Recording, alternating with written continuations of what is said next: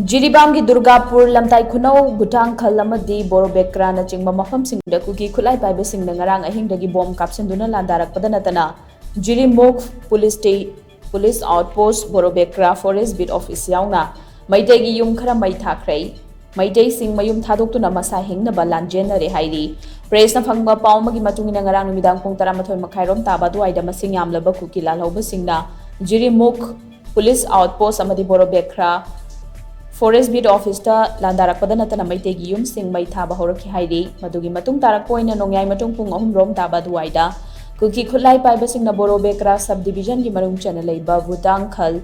laikoibung amadi lamtai KHUNOU romda changchilaktuna akan momongda landaba horaki HAIRI ba mafam sing asida hujiksu kuki KHUTLAI paibasingna leptana nongmai amadi bom kapsinduna landaba leptri loinana Meitei gi yum Khara masu Mei Thakhre HAIRI kuki KHUTLAI paibasingna chatharakpa attack asida chen bangamhodaba Meitei macha sing safagadaba mafam singda lotuna leinari